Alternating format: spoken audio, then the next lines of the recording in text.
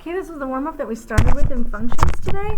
So go ahead and get this going. I will give you the answers. So the first one is x is equal to 4, and the second one is t equals negative 60. So make sure that's what you get. Check your answers. Make sure they work. Okay, so this is the first time we've seen roots on both sides. So the root on the both sides.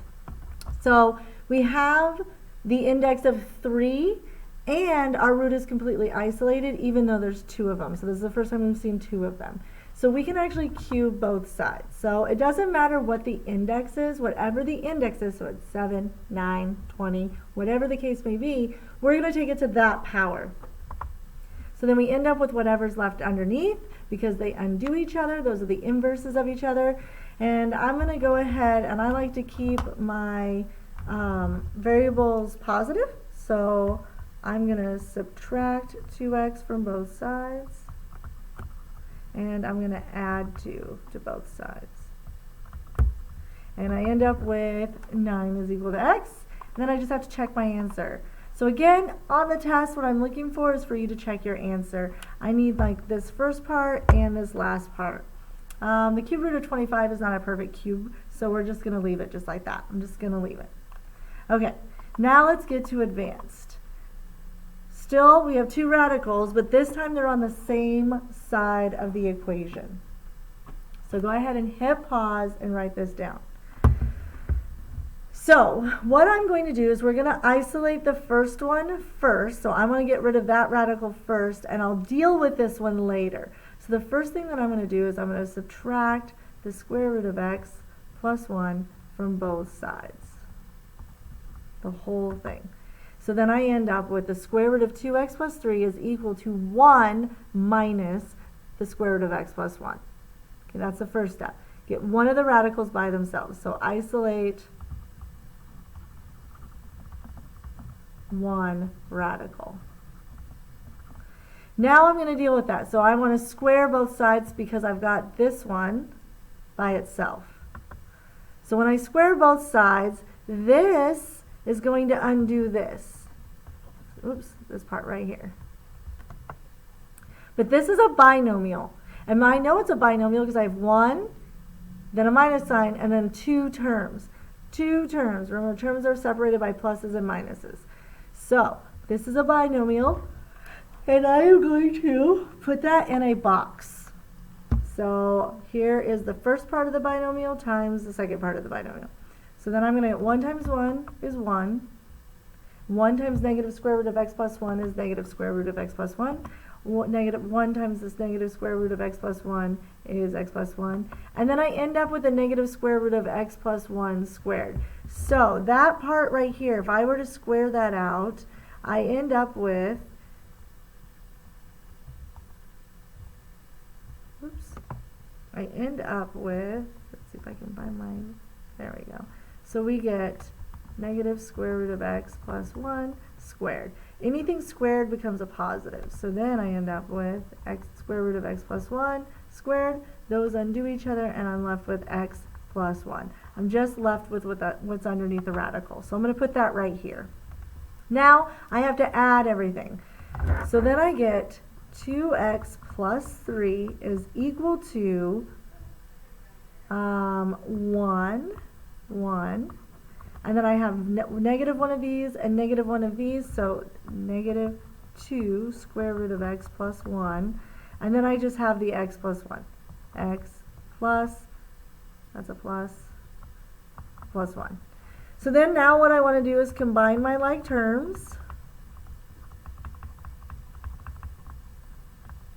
And when I do that, I got 1 and 1, so then I get 2x plus 3 is equal to 1 plus 1 is 2 minus 2 square root of x plus 1 plus x.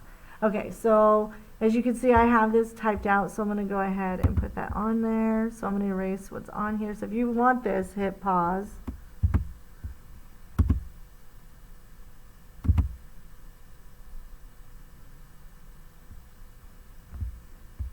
Okay, so now I'm going to isolate the remaining things. So by doing that, if I combine these, I get minus 2. That's how I got to 1. So minus 2, and then I have this x minus x minus x. So now I have x plus 1 equals this -2. So now from here, this is where there's a couple different things we can do. So one way to do this is to totally isolate. So I'm going to divide both sides.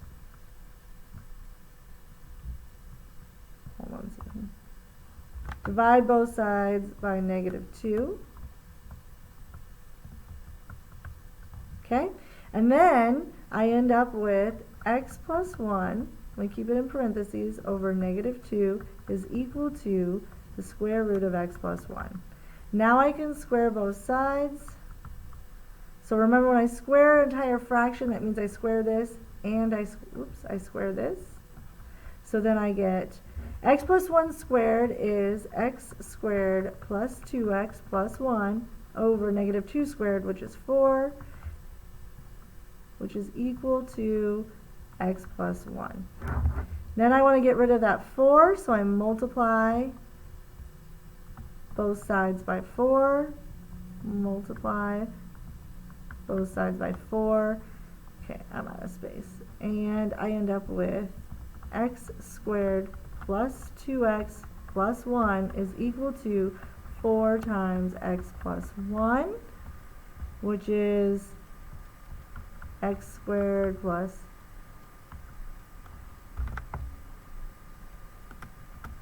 2x plus 1 is equal to 4 times x is 4x.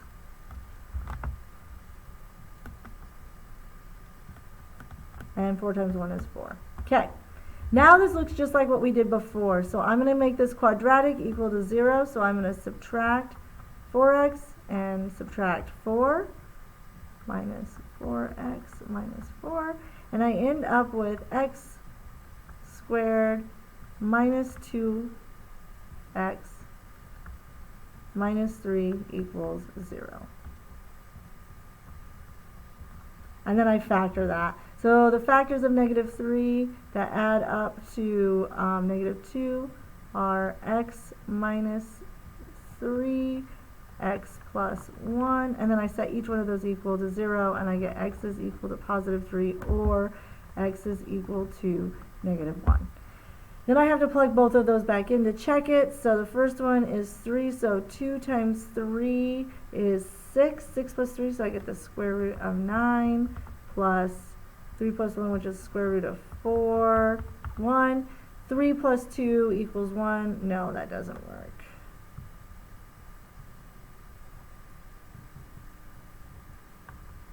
So we're going to get rid of that. And then we can plug in 1, -1. So 2 times -1 is -2. -2 plus 3 is, -2 plus 3 is the square root of 1. And then we get plus, -1 plus 1 is the square root of 0. And the square root of 1 is 1. 1 plus 0 is 1, so that one does work. Okay. So if you got all of that down, that is one way to solve it, and that is probably the way that I would say most of us are going to be comfortable solving it. But we could go back to this step right here. So we've talked a lot about this. This part right here, this is a binomial, and this is a monomial. And because this is a monomial, I actually can square this. And I would only show this because it's advanced, and it might be easier for some students. So if this is not going to be easier for you, don't worry about it. So when you get to this point where you have a coefficient with multiplied by this, we actually could square both sides here. When we square both sides here, we still have this binomial, which is x squared plus 2x plus 1. But remember, the square goes to both parts. So we square the -2, and we square this. Then that undoes the square root, but I'm still multiplying whatever this is squared. So then I end up with, so this is where most students make the biggest mistake. They forget that they're multiplying this coefficient by this. So if you do it the way that we just did it, then you'll be fine. You won't make this mistake. But if you do it this way, be careful. Make sure you know that you're multiplying that coefficient. So -2 squared is +4. You're multiplying it by whatever's in here. So then we end up with this. We still distribute the 4 just like we did before. We still make it equal to 0 because it's a quadratic. We still factor it, and we still end up with the same answers, and we can still check our solutions. So I can plug in 3, I end up with the square root of 9 plus the square root of 4, which is 3 plus 2 is 1. Nope. And we could check -1, and we end up with the square root of 1 plus 0 is 1, and 1 equals 1, and that is true. Okay, so that is advanced in a nutshell. If you have any questions, please let me know. There are advanced level questions in the homework. It's at the end of part 3, so make sure you have that done Thursday night or Thursday before you take the test with me on Friday. I hope you have a great day. See you all later. Bye.